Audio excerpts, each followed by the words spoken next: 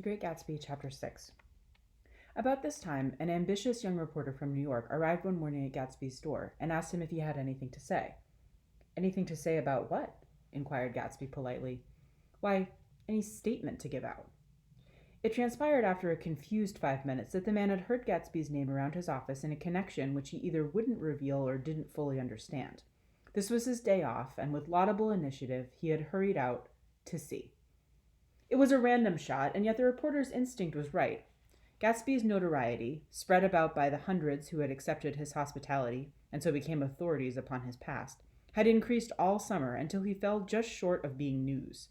Contemporary legends such as the underground pipeline to Canada attached themselves to him, and there was one persistent story that he didn't live in a house at all, but in a boat that looked like a house and was moved secretly up and down the Long Island shore. Just why these inventions were a source of satisfaction to James Gatz of North Dakota isn't easy to say. James Gatz, that was really, or at least legally, his name. He had changed it at the age of 17 at the specific moment that witnessed the beginning of his career, when he saw Dan Cody's yacht drop anchor over the most insidious flat on Lake Superior. It was James Gatz, who had been loafing along the beach that afternoon in a torn green jersey and a pair of canvas pants.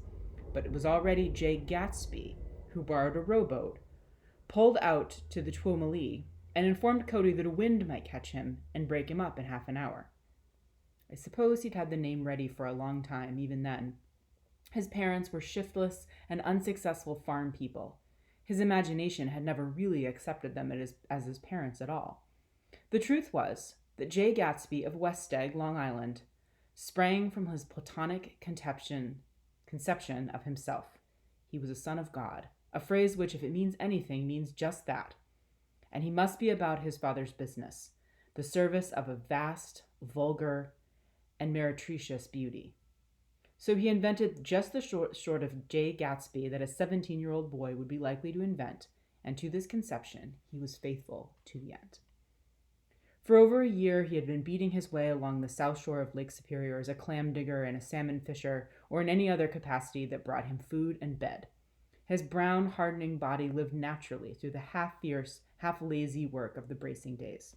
He knew women early, and since they spoiled him, he became contemptuous of them, of young virgins because they were ignorant, of the others because they were hysterical about things which in his overwhelming self-absorption he took for granted. But his heart was in a constant, turbulent riot. The most grotesque and fantastic conceits haunted him in his bed at night. A universe of ineffable gaudiness spun itself out in his brain while the clock ticked on the washstand and the moon soaked with wet light his tangled clothes upon the floor. Each night he added to the pattern of his fancies until drowsiness closed down upon some vivid scene with an oblivious embrace. For a while, these revelries provided an outlet for his imagination. They were a satisfactory hint of the unreality of reality, a promise that the rock of the world was founded securely on a fairy's wing. An instinct towards his future glory led him, some months before, to the small Lutheran College of St. Olaf in southern Minnesota. He stayed there 2 weeks, dismayed at its ferocious indifference to the drums of his destiny, to destiny itself, and despising the janitor's work with which he was to pay his way through.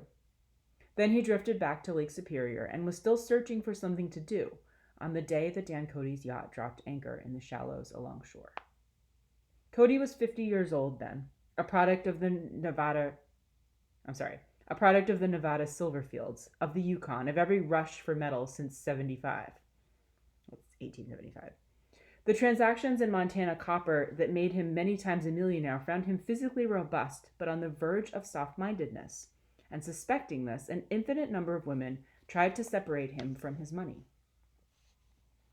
So I guess handling copper can cause brain damage, and that is what has happened to Mr. Cody here.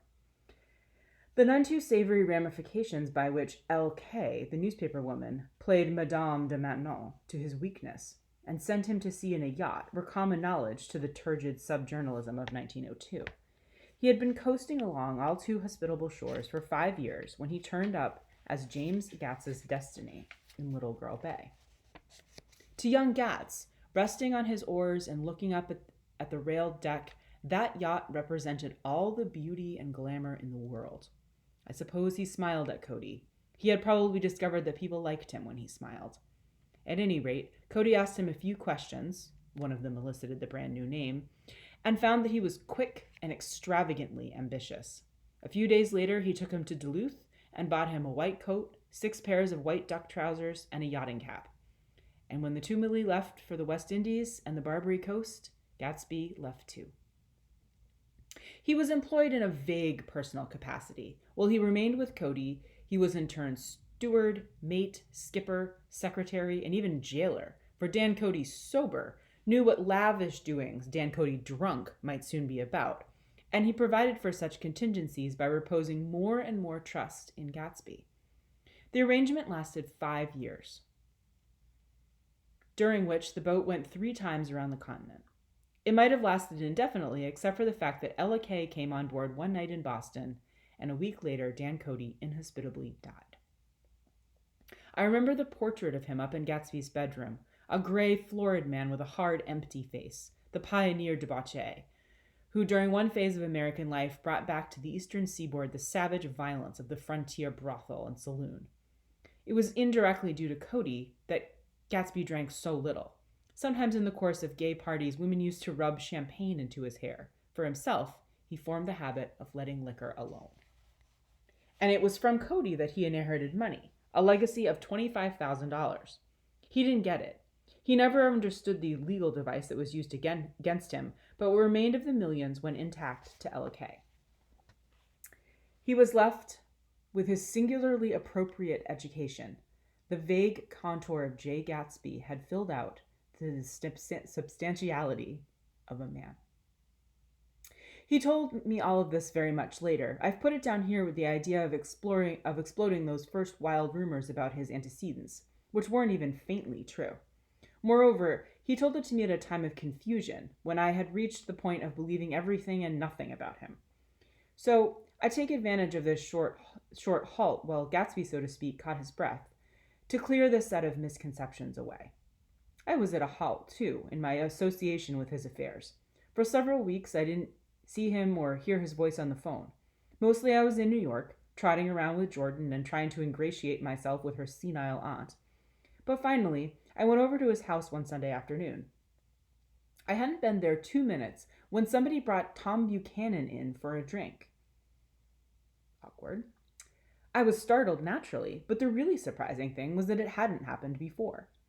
There was a party of 3 on horseback, Tom and a man named Sloane and a pretty woman in a brown riding habit, who had been there previously. "I'm delighted to see you," said Gatsby, standing on his porch. "I'm delighted that you dropped in." As though they cared. "Sit right down. Have a cigarette or a cigar."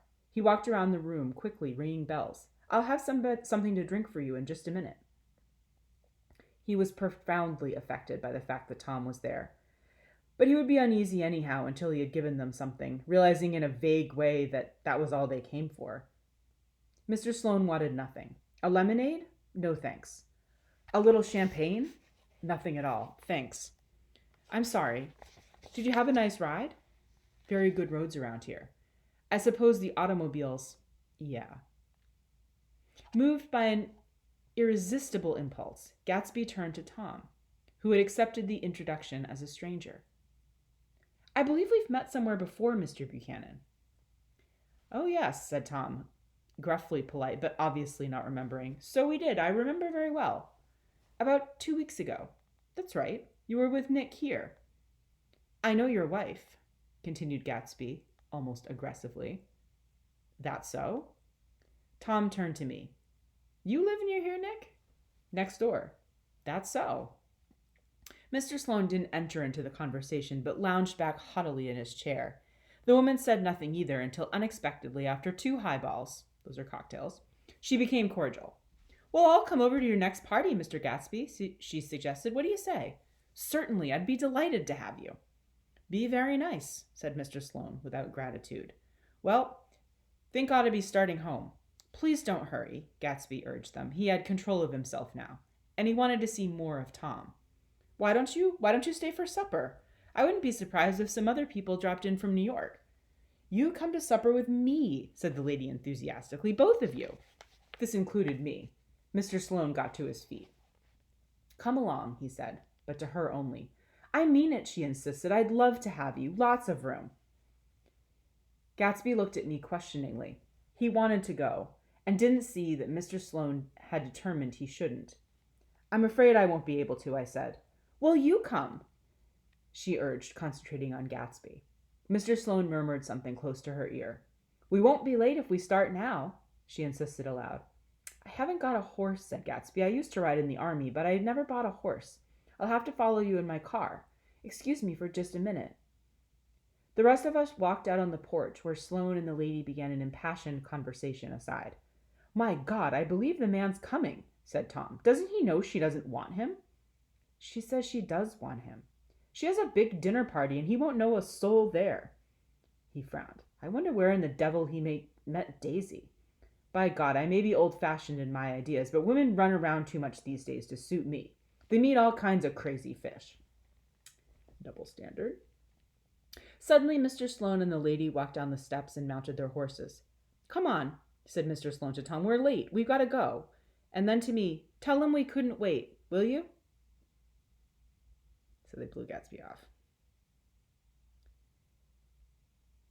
Tom and I shook hands. The rest of us exchanged a cool nod, and they trotted quickly down the drive, disappearing under the August foliage, just as Gatsby, with hat and light overcoat in his hand, came out the front door.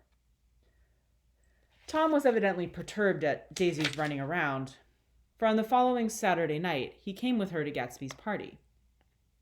Perhaps his presence gave the evening its peculiar quality of oppressiveness. It stands out in my memory from Gatsby's other parties that summer. There were the same people, or at least the same sort of people, the same profusion of champagne, the same many-colored, many-keyed commotion. But I felt an unpleasantness in the air, a pervading harshness that hadn't been there before. Or perhaps I had merely grown used to it, grown to accept West Egg as a world complete in itself, with its own standards and its own great figures, second to nothing, because it had no consciousness of being so. And now I was looking at it again, through Daisy's eyes. It was invariably saddening to look through new eyes at things upon which you had expanded your own powers of adjustment. They arrived at twilight, and as we strolled out among the sparkling hundreds, Daisy's voice was playing murmurous tricks in her throat. These things excite me so, she whispered. If you want to kiss me at any time during the evening, Nick, just let me know and I'll be glad to arrange it for you. Just mention my name. Or present a green card. I'm giving out green... Look around, suggested Gatsby. I'm looking around. I'm having a marvelous... You must see the faces of many people you've heard about. Tom's arrogant eyes roamed the crowd. We don't go around very much, he said. In fact, I was just thinking I don't know a soul here. Perhaps you know that lady. Gatsby indicated a gorgeous, scarcely human orchid of a woman who sat in state under a white plum tree. Tom and Daisy stared with that peculiarly unreal feeling that accompanies the recognition of a heretofore ghostly celebrity of the movies. So I'd say that she's like a Hollywood star. She's lovely, said Daisy. The man bending over her is her director. He took them ceremoniously from group to group. Mrs. Buchanan and Mr. Buchanan. After an instant's hesitation, he added, the polo player. Oh, no, objected Tom quickly, not me. But evidently the sound of it pleased Gatsby, for Tom remained the polo player for the rest of the evening. I've never met so many celebrities, Daisy exclaimed. I liked that man. What was his name? With the sort of blue nose? Gatsby identified him, adding that he was a small producer. Well, I liked him anyhow. I'd rather not be the polo player, said Tom pleasantly. I'd rather look at all these famous people in oblivion. Daisy and Gatsby danced. I remember being surprised by his graceful, conservative foxtrot. I'd never seen him dance before. Then they sauntered over to my house and sat on the steps for half an hour, while at her request, I remained watchfully in the garden. In case there's a fire or a flood, she explained, or any act of God. Tom appeared from his oblivion as we were sitting down to supper together. Do you mind if I eat with some people over here? He said. A fellow's getting off some funny stuff. Go ahead, answered Daisy genially. And if you want to take down any addresses, here's my little gold pencil. She looked around after a moment and told me the girl was common but pretty. And I knew that except for the half hour she'd been alone with Gatsby, she wasn't having a good time. We were at a particularly tipsy table. That was my fault. Gatsby had been called to the phone, and I'd enjoyed these same people only 2 weeks before. But what had amused me then turned septic on the air now. "How do you feel, Miss Baedeker?" The girl addressed was trying unsuccessfully to slump against my shoulder. At this inquiry, she sat up and opened her eyes. "What?" A massive and lethargic woman who had been urging Daisy to play golf with her at the local club tomorrow spoke in Miss Baedeker's face. "Oh, she's all right now. When she's had 5 or 6 cocktails, she always starts screaming like that. I tell her she ought to leave it alone." "I do leave it alone," affirmed the accused hollowly. "We heard you yelling, so I said to Doc Sivet over there, 'There's somebody that needs your help, Doc.'" "She's much obliged, I'm sure," said another friend without gratitude. "But you got her dress all wet when you stuck her head in the pool." "Anything I hate is to get my head stuck in a pool," murmured Miss Baedeker. "They almost drowned me once over New Jersey." "Then you ought to leave it alone," countered Dr. Sivet. "Speak for yourself," cried Miss Baedeker violently. "Your hand shakes. I wouldn't let you operate on me." It was like that. Almost the last thing I remember was standing with Daisy and watching the moving picture director and his star.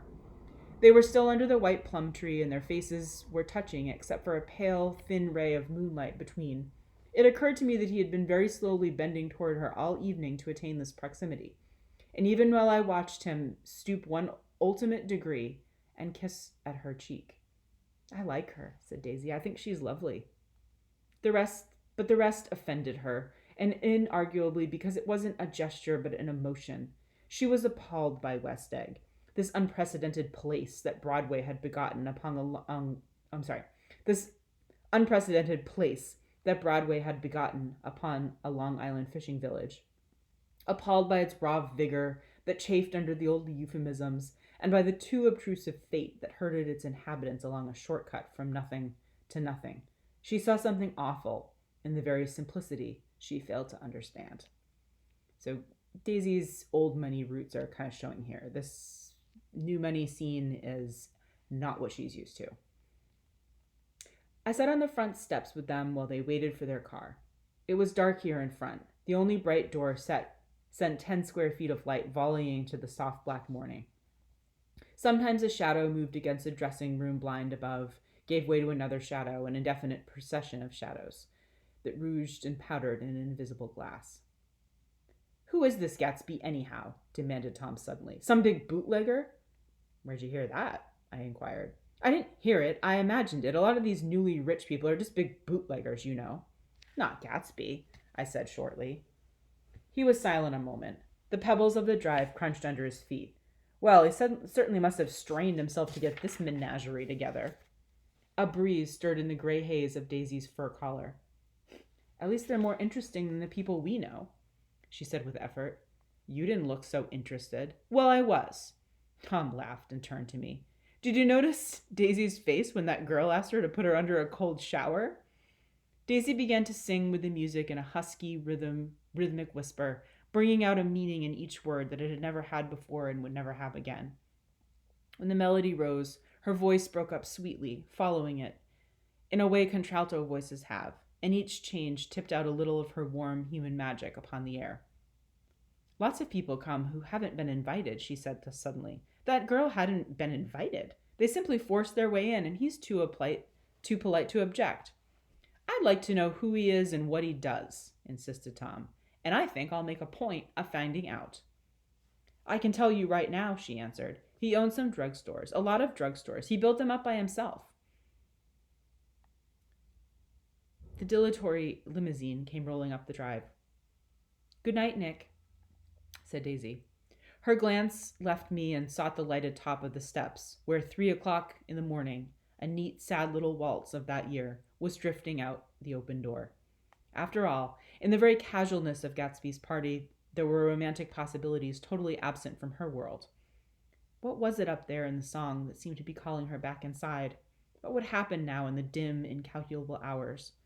Perhaps some unbelievable guest would arrive, a person infinitely rare and to be marveled at, some authentically radiant young girl who, with one fresh glance at Gatsby, one moment of magical encounter, would blot out those 5 years of unwavering devotion.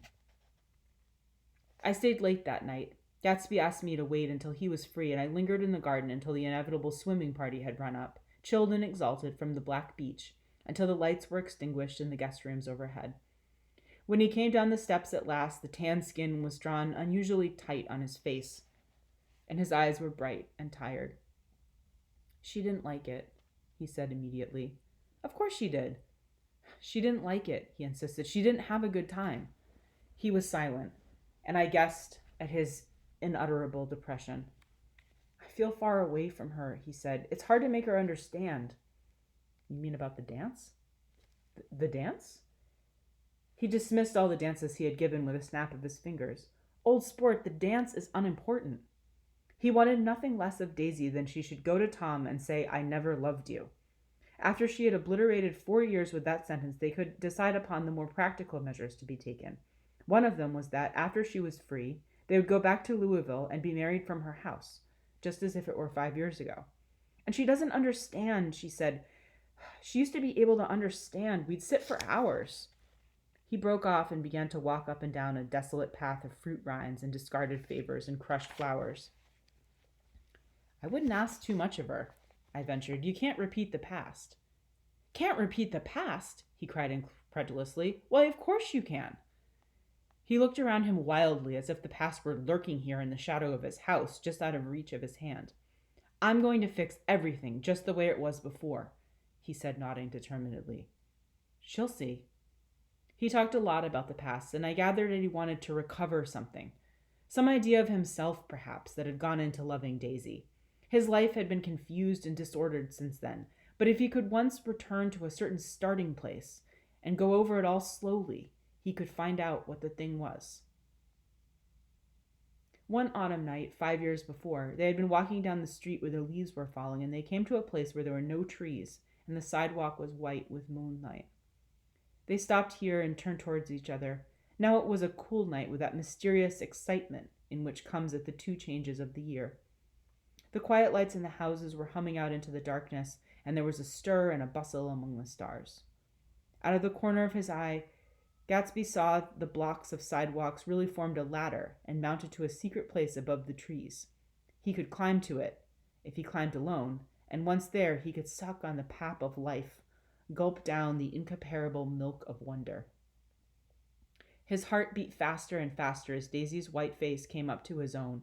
He knew that when he kissed this girl, and forever wed his unutterable visions to her perishable breath, his mind would never romp again like the mind of God. So he waited, listening for a moment longer to the tuning fork that had been struck upon a star. Then he kissed her. At his lips' touch, she blossomed for him like a flower, and the incarnation was complete. "Through all," he said, "even through his appalling sentimentality, I was reminded of something. An elusive rhythm, a fragment of lost words that I had heard somewhere a long time ago.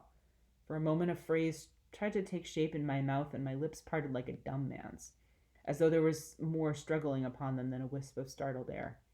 But they made no sound, and what I had almost remembered was incommunicable forever."